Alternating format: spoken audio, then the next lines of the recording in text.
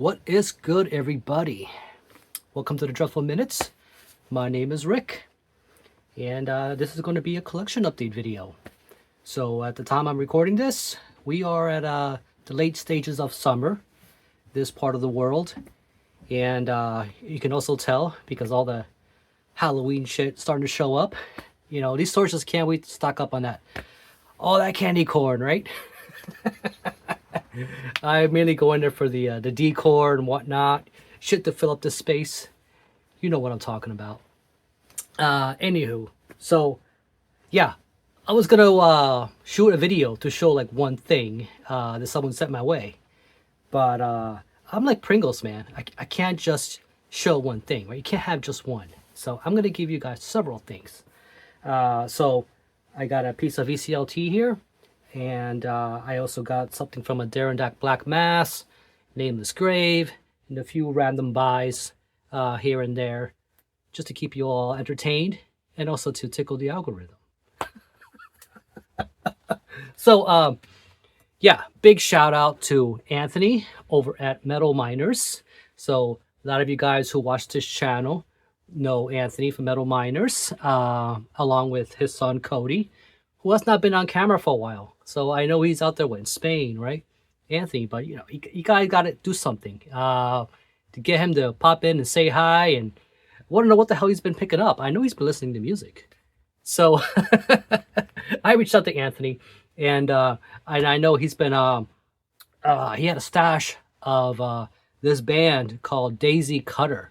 So it's a new death metal band. So I reached out for a copy. And he said, you know what, I'll just send one to you. And as generous as he is, you know, I offered to pay. But it was awesome to, because I was very curious about this. It started circulating. And I checked that out online, liked what I heard. And I said, this is something that I think would be really good in my collection. So Anthony, thank you very much. And he also included some Metal Miner stickers. So Anthony, as you know, is based out of Florida, and he, I think he's mainly vinyl and cassette. He just shows a lot of cassette, which is, which I also collect, and very into death metal. He's your guy. If you want your source of what's new, what's going on, he's got the finger on the pulse. Me, not so much. I got my finger on different kind of pulses though. So will that make up for it? All right, I'm rambling. So, Daisy Cutter, bam! Look at that shit. I mean, this is not subtle. You look at that, it pretty much sounds what you see here. Again, they're from Germany, and I don't know if Daisy Cutter is like a phrase, that if it means something, I'm not sure. But this is the album that will make me wary of daisies, though. That makes daisies threatening. And when you listen to it, you know what I'm talking about. Yeah, the first song called No Fucking Respect. So 9 tracks. And ends with Dead Man's Trail. I think my favorite tracks are probably towards the middle, Hollow Man, Killing Machine. And yeah, so I can see why Anthony would be a big fan of this. It's very no frills, straight to the throat, just kind of what you call more or less conventional death metal. But I'd say it's got enough groove pockets. It's got enough thrashing things going on. Love the approach to the vocals. It's at times it's a little asphyxy, but not with the doom, but with also mixes of jungle rot, if that makes sense. And when you look at this, it's not hard to kind of you know, get that sensibility in there. And yeah, so also throw in this, which I mentioned, the Metal Miner stickers. So a red one. And I also have a white one. Cool ass logo, man. Love the Metal Miner stickers. So, I don't know. It's better than the logo for my channel. Damn it. Maybe I should get one something that looks kind of like this. So, very good debut. Like I said, no frill shit. I love the design. Love the disc. Came with this little booklet here. And something you just put on. It's not trying to reinvent the wheel, but this is something that it'll definitely scratch that itch if you need a quick car ride to the store and you're trying to get that blood pumping and got to deal with lines. This is a great release. So check them out, Daisy Cutter, and I believe it's just self-titled. Yeah, just Daisy Cutter. Next, we got some CDs, some vinyl, some random stuff. Here's a random thing I picked up. So I knew about this, but I never actually owned a copy. So this is Inside Out, and yes, put out by Revelation back in 1990. Yeah, 1990. And yeah, that fellow on the cover you might recognize, a little fellow by the name of Zach De La Rocha. So this is his claim to fame on this thing. And yeah, did like a one and done deal, no spiritual surrender. And I gotta tell you though, so this predates the Rage Against the Machine stuff. This sounds nothing like the Rage Against the Machine stuff. This is true, proper hardcore right here. And I always wonder what it would have been like if he'd stayed with the band. I'm not sure why they broke up, but if he stayed with the band and just put out a full length, you know. But yeah, hard hitting shit. This shit hits harder than the actual Rage Against the Machine stuff. So again, it's kind of a bummer that this is all they put out, and it's great. It's a nice get in, get out, fucking right to the jugular, kind of hardcore, very angsty, and just fucking, you know what it's about. Burning fight, undertone, by a thread, no spiritual surrender, sacrifice, redemption. The title tracks to kind of give you a little clue you in. So this is, you can tell, the lettering is red. That indicates that this is a mid-90s repress. So the OGs has the blue here. So if you see the blue, that should be the original pressings, as far as I know. Red, 1995. So I got the 1995. You know, still a pretty old CD. All right, and more random stuff. So you know what? While I'm still on the hardcore, yeah, this is another random one I picked up, and it's got a cool. It's called Dog, and I'm not really sure what the acronym it's just DOG, so I just call it Dog, and they got like 3 names. I guess your acronym can mean multiple things. Is that a thing? Can you do that? So yeah, so it's got 2 EPs, and it's called yeah, Death of God, Decency Over Government, Death of Guilt. So there you go. Roll a dice, whatever they're called. You just take your pick right here. And yeah, so we got Anti, and we got Mental Destroyer. So this is our 2020, 2021 releases, kind of put together in this little compilation here. Really cool, hard-hitting shit. I would say Mental Destroyer. It's more, it's got more of the groover element of it. If you want something that's a little more kicking your teeth in, the Anti right here, just by looking at the cover, you kind of tell. Yeah, this shit fucking hits hard. So if you want something that's, I wouldn't even say, if you know, hardcore is not really typically your thing, I would say this is still metallic enough that I could see yourself, you know, at least enjoying it. If it's hardcore is not typically your thing, but you like things more on the metallic side, they got enough of that going on. But it's still pretty proper hardcore, and more or less. I don't know if I'm making any sense, but it's a cool pickup. It did come in this sort of marbled. Shit. Yeah, it came in this sort of red marbled, cool little variant there. Very easy to get through. You know, it's definitely under 20 minutes, something like that. And I love these little short get in, get out kind of deals. So I also picked up another random buy, and a lot of you will know this one because it kind of I thought it came out and didn't get as much fanfare for a band of this caliber. I'm talking about Rotting Christ, and this is their latest, Pro Christo, and they were going for something not as usual, but it does feel like a natural evolution to their sound and what they were going for. The packaging on this is so goddamn pretty. Came in this cool, nice little textured kind of thing. I don't know if it'll pick up on camera. Look at that shit. It's got nice like foil stamping on there and all that deal. It's even got the stamping on the back. I mean, this is some pristine crap, man. This is some pristine crap. So, yeah, they're called Rotting Christ, but this stuff, the concept behind this is supposed to be before the time of Christ, before right before Christianity kind of took its, you know, grip on the world, like the way it did for the next millennia. And it kind of tells a story. And I can tell some people were a little disappointed by this release. I didn't know what to think of originally. It did take longer for this to grow on me the way it did. So this is trying to get it out here if I can. So this is a clear vinyl. So I know there's different variants of this thing. So yeah, so it's a double, not double, single LP. What am I saying? It didn't need to be. And you know what? I'm kind of happy it's not a double LP. Really cool booklet. It's got a lot of cool imagery and you know all this stuff going on and whatnot, and the coming of Christ, and you know just how hectic the world was then, and really cool narration. So yeah. So what do I think? You know, if you're one of those Mighty Contracts, Non Serviam era kind of fans, you know, I think you might have abandoned ship with Rotting Christ quite a while ago. If you guys have been a fan, have been following this band for quite a while, this is a band that you can tell is interested in evolving.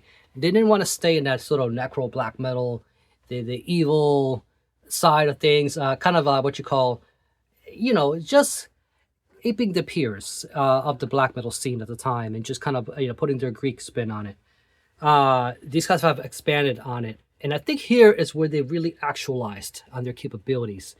The reason I say that is because if you've got a really good sound system, this is the album to put on. There's so much texture and nuances and shit going on here. It's not the kind of album that's supposed to hit you in the same way a run-of-the-mill black metal. You know, it's not riffy the way you might think it. You know, you might want from Rotting Christ. Rotting Christ is a band that's trying to expand in a way. It kind of puts you in this sort of narrative. And I want to use the word, I'm leading up to a word called cinematic. This truly is a cinematic album right here. It truly is. This could have fit easily in a movie. Like, it's just done in such a way, so well. But this is not something I would say put on just like any other black metal album. I don't even call this black metal, really. This is some expansive, just fucking cinematic shit. Like, and you do it really well. So, Season of Mist, I think, has a really good release. It says album of the year material. Depends what you're looking for. I wouldn't say it's album of the year, but it's a very well crafted piece of arts right here. And these guys, I think, have done a really good job for what it is. But Rotting Christ, it all depends on what you want out of this band, what you've been looking for. But they're creating something of a certain kind of caliber and quality. And it really shows up in this release. All right, next up, we've got another random pickup. So, yeah, I saw this sitting there. I just had to laugh because, well, Last Supper, right? And it's kind of like the way it's so, it's just like a line art. This is like, it's so lo-fi. It's almost a mockery. I come up with a band called Profanatica. You would understand why. So what the hell is this? So this is a live album. I believe it was CD only back in the day, back in like 2000, 2001, something like that. And this is live material from the very early period of the band, from 1991. It says here, recorded live 91 through 93. So it's a bit of a compilation during that time. So Paul Lenny and company, at their most evilest. And yeah, just looking at the back. Look at that shit. So yeah, so this was recently reissued on vinyl. Was it last year? I think it was last year. And again, very simple. I guess they kept it simple, just like the original CD. And just fucking wacky shit. I love the bugs on the table. Just that whole that whole approach. Very simple release, no insert, no booklet or nothing. Um, you put it on, it's just evil as fuck, man. Like Pro Fanatica, these guys, you know, even then, man, like this was raw and them at their purest. It's really cool to kind of hear this stuff during that period in time in early black metal history, and it was cool little pickup, and not too bad of a price. All right, a Durandak Black Mass. They had a massive sale. It was like 60% off or something ridiculous. And a lot of stuff that I really wanted was pretty much sold out by then. I'm a little slow on the trigger. But I did manage to get one of their own releases. And Josh Hines, you know, he's becoming this prolific guy because he tends to regularly release stuff under the Starer name. Yeah, so this is the latest Starer album, Wind, Breeze, or Breath. And all the albums are very kind of covers are unassuming. It's kind of just very what you call it, just very simple and just kind of abstract in the way it is. There's a lot of shadowy figures and stuff going on with all the covers. And so this is just a simple black. I think it only comes in black. And yeah, so I think that this is something that coming out of Kentucky, it's just fucking awesome. Ever since you know, I've started listening to this material, and it just gets better and better and better.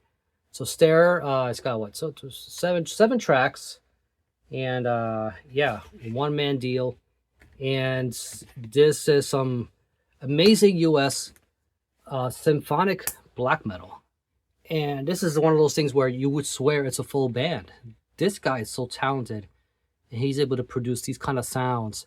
It's got the, you look at this cover, you know, you're like thinking this is not something that can be that harsh. It's got a simple font. Where's all the necro shit? Where's all the jagged points? And it doesn't need that. You listen to this, it puts you in that world. You know, again, it's got the aggression, it's got the punch. The production's really good.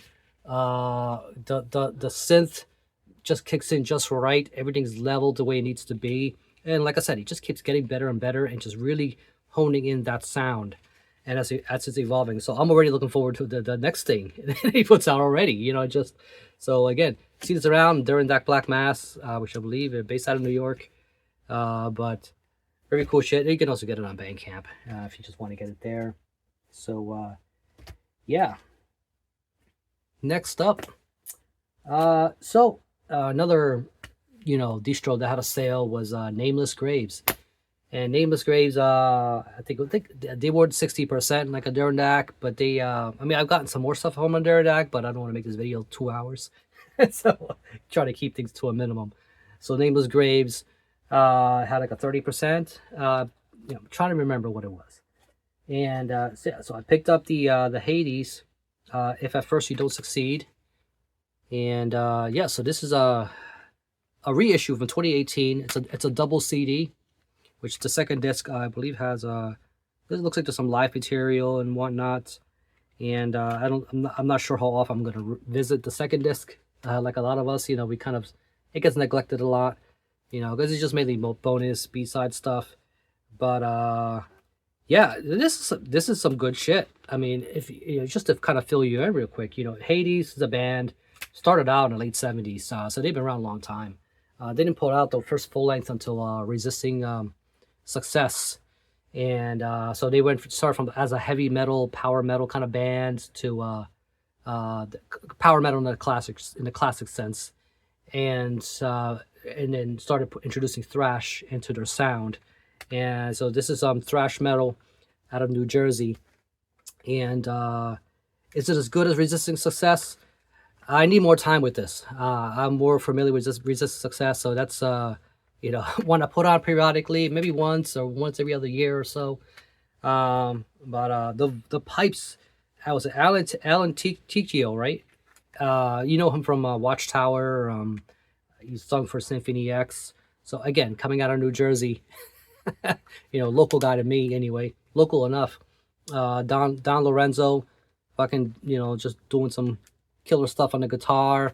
I love his Vessel of Light project, which that's his Doom band with what's his name, the fella from that band Ancient Wisdom. So, but this right here, cool shit, cool pickup. The cover very unassuming. You look at that, you're like, what the hell is that? Is this a Prague album? Which is guy with cups? Yeah, they didn't try too hard. Oh, look, there's an earth underneath there. Now I get it. Yeah. Yeah. So speaking of late 80s, American power metal and heavy metal, heir apparent. And yeah, so this is one I wasn't very familiar with at all, actually. I know Graceful Inheritance is the one I was more familiar with. And so I went ahead and they had a copy of this on there. So One Small Voice, heir apparent, and put out by Arcade Steel Records. So 1672 of 2,000 copies. So limited run kind of deal. Here we go, handwritten numbering. I don't know, it just makes it more special when you do it that way. One Small Voice, another one with the cover. Well, what the hell's going on here? This is just weird. What is it? Came out, what, 89, 80? I don't even know what year this was. Late 80s, 88. Yeah, December 88 says here. Bam. Graceful Inheritance hit hard. These guys are coming out of Washington, and they kind of came from the same waters as, Queensryche, and those bands were coming out of that scene. And these guys were trying to make a name for themselves, but they never quite were able to put their stamp on the way that, Jeff Tate and those guys did. And they also changed vocalists, which is, you got to find your guy, stick with your guy for a while, find your sound. How do you find your sound when you keep switching lineups? So I found this to be more subdued than their debut. So this took a little more time to digest. It didn't quite hit me. It didn't have the punch the first one did. So, and I didn't hear this one get mentioned all that much. Maybe that's why.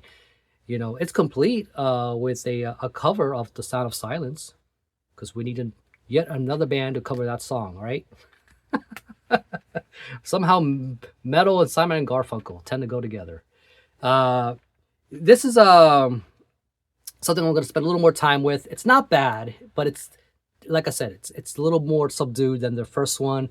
So, it's not going to make your blood pump the same kind of way.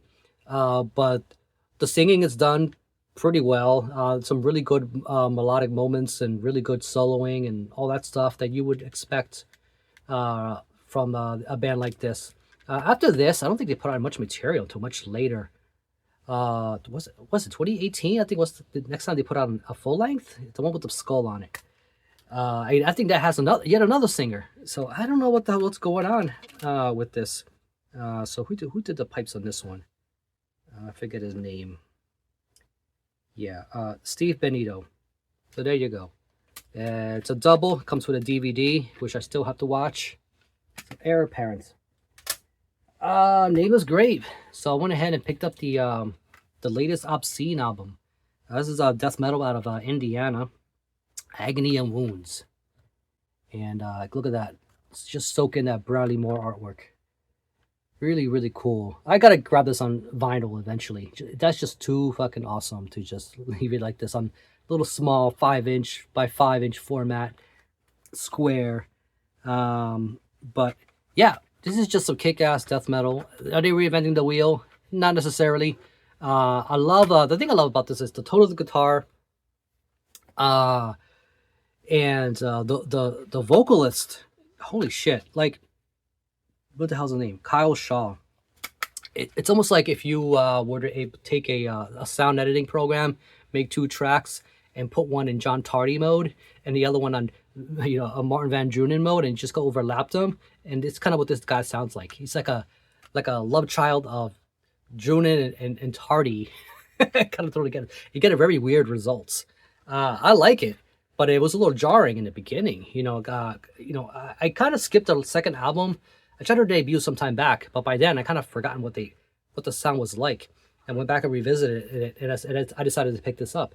So, like I said, I want to get this on vinyl, 12-inch format, but in a way, I kind of have a vinyl of this, because Nameless Grave, so fucking awesome of them, they threw in a test press of this.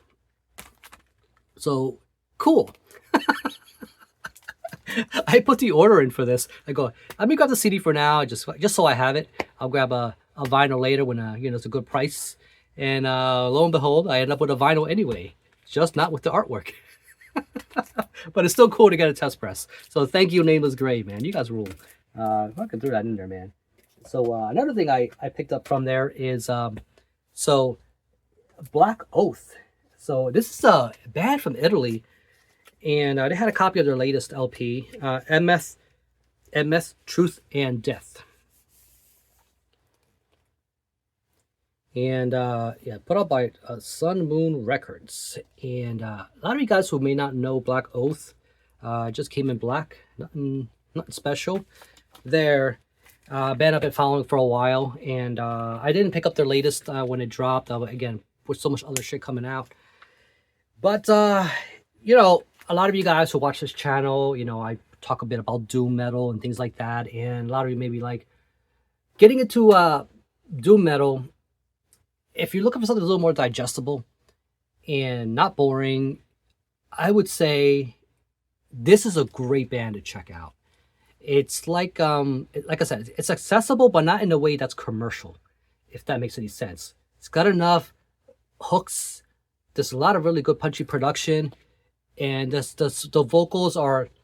It's not Messiah kind of epic. It's not the epic kind of doom metal that you would get. So you don't get the vibratos and all that stuff. The vocals are very much very easy on the ear, and could you play it on the radio? Maybe they do it. Maybe they play Black Oath songs on the radio in Italy. Yeah, I could see that. I could see that happening. But it's still very much doom metal. But if you like bands like Ghost, but with a little more, but with more doom, with a little more of the heavy stuff, I would say there's quite a few bands like Procession would be a good fit for this kind of thing. If you like bands like that, out of South America, I think they have some of those influences kind of there. This is a band that's been around, I think, since the early 2000s. I think they formed, and it's just good shit. There's what the hell's the one song? Shroud to the Afterlife. So there's some female vocal moments on here too. So there's some variety.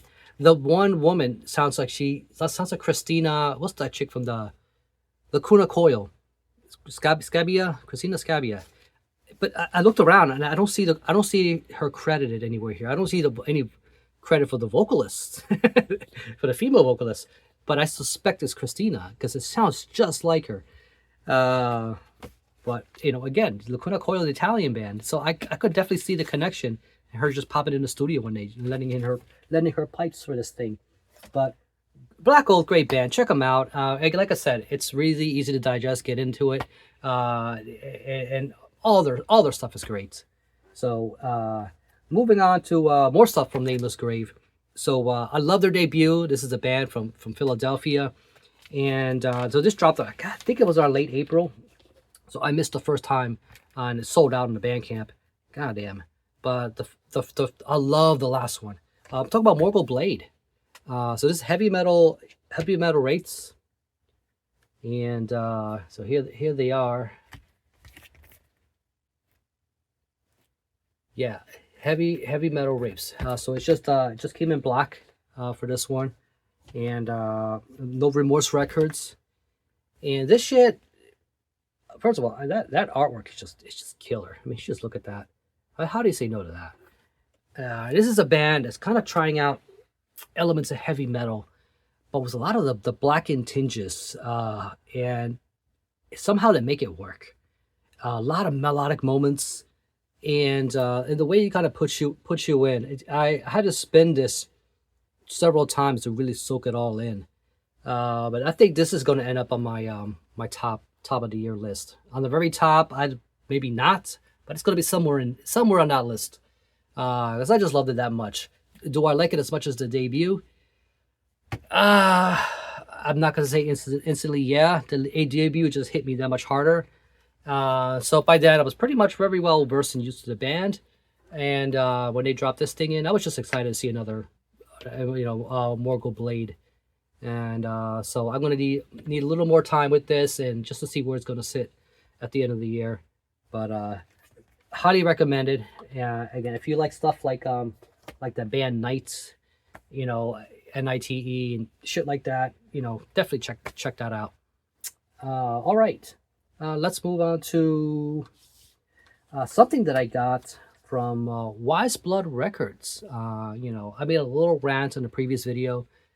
It took a little while. This, you know, I don't know, because I was waiting on this thing.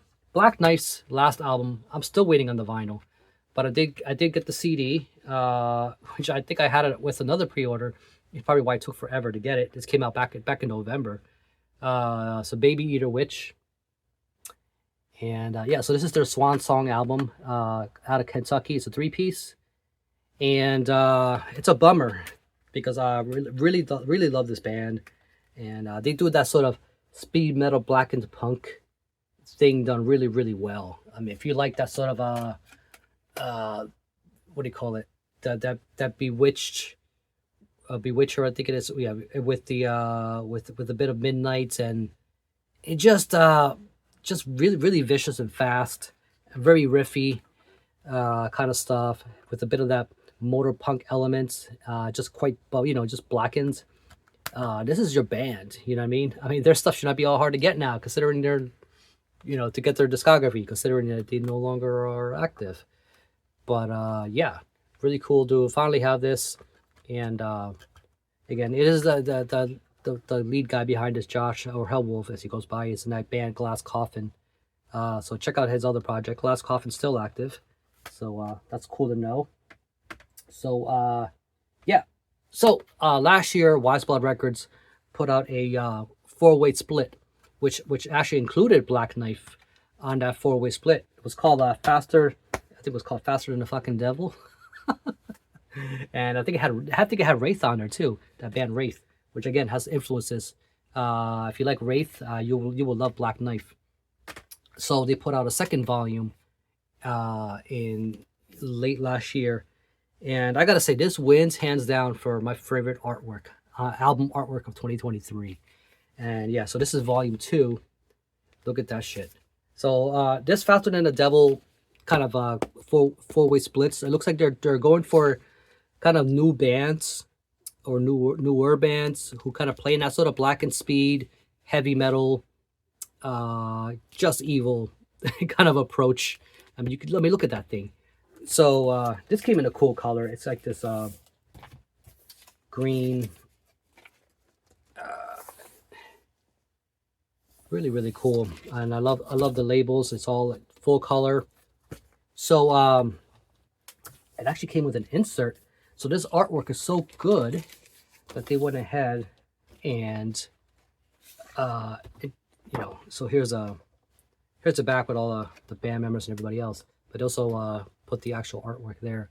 That is some frameable shit right there.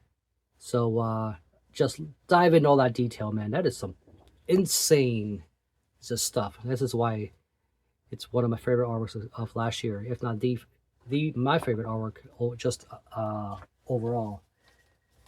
Yeah, but all great bands. And Bastard Cross, Blasted Heath, Gauntlet. I think, was it Gauntlet the only one that's from Indiana? I think everybody else is from the East Coast. So more local to me. Vicious Blade out of Pennsylvania. Great fucking band. Definitely look them up. I think you would love it. I do have one of their tapes and or EPs. So good shit. So let's end it here with one more thing and another random buy. And this is a Philadelphia band, like Morgul Blade, and but a very different kind of band. So they put out their latest EP, and I'm talking about Poison Ruins, Confrere. I'm not sure how you say it. I haven't heard anybody say it. I think I've heard one guy say it out loud. I'm not even sure if he said it right. Love the aesthetics on this thing. I mean, look at that. It's got this whole that medieval thing going on. I mean, look at that. So it came in this cool like purple vinyl. I didn't know what to think when they first signed out to Relapse. They were, I think they were unsigned in the beginning, of course, and then Relapse snapped them up. And just simple label. Look at that. Just the letter, just A and B. Usually we get the opposite, right? We get a song list, but just nothing else, or just a picture of the label. We've gotten really lazy with labels lately on LPs. It's just, you know, you buy an old pressing of a record, and all the songs and size and all the info and all the shit's there. We don't. The modern record doesn't have shit on the labels anymore. Nobody wants to put anything on the labels anymore. Like, you're gonna put the, you could have put a, gonna put a sticker on there anyway. You might as well just print the shit we need to know on there. Having to have us rely on the sleeve to look up the information. When I'm on the turntable and there's a platter, I want to know right away what side I'm putting on instead of having to play mind games. All right, off my tangent. So, 20 minutes in and out. You know, I gotta say, a lot of you guys are on the fence about Poison Ruin. I don't know, they're kind of weird. They play this sort of black and metal, dungeon synth, punk. It's an amalgamation of all this stuff, right? I would say, if you're gonna start with this band, where would I start? This is it. Not too long, does not overstay its welcome. And in 20 minutes, it's got enough stuff going on that I think you would pretty much know what they're like, what their sound is, and their capability. It's not as raw as our first EP. I think the production value is much, much improved here. I even love the little interlude that's like all, again, just all dungeon synth. And then it was into this sort of drunken punk, you know. It kind of makes me wish Lemmy, you know, was in a punk band for a little while. I think it would sound a little bit like this.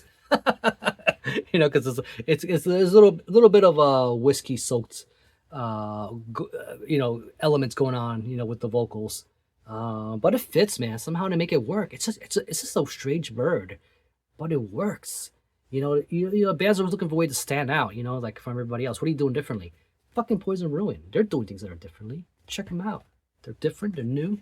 They're the hip new kid right now. So again, Relapse has got a winner, and I love the aesthetics too and the packaging. Harvest was good last year. I picked that one up. And yeah, so I know they got a new side project of one of the members too. I'm not sure. I forget what it's called at the moment. Damn it, memory escapes me. Yes, but doesn't still overstay its welcome. That's what I forgot to mention about that Rotting Christ. That Pro Cristo was like 40 minutes, 45 minutes. For an album that expansive, I spent a lot of time talking about it already. But I just wanted to kind of leave that point behind that. It's something that easily could have gone an hour or more for what it is, but it doesn't. Another reason why it's worth picking up. It doesn't overstay its welcome. And it is fucking just glorious. Yeah, so I'll leave you all with that. It's just supposed to be a quick update. You know, I got new stuff coming in all the time. I'm going to be doing a late summer live stream, so hope you all can join. I'm not sure when I'm going to post this video. Maybe it might be after that stream, but whatever. You're on my channel. Watch this content. And, you know, I don't normally do the thing where I tell people to subscribe and hit like, do all that stuff. You know how to do that. I don't need to handhold you. If you like my shit, go ahead and subscribe. If you like it, like it. If you don't like it, you know, you can thumbs down it. But if you're gonna thumbs down it, at least let me know what you didn't like. You know what I mean? Or just say, hey, you're just an asshole. Okay, fair enough. Everybody's got opinions, just like we all have assholes. Anywho, keep it dreadful. I'm out, and catch you on the next one. Peace.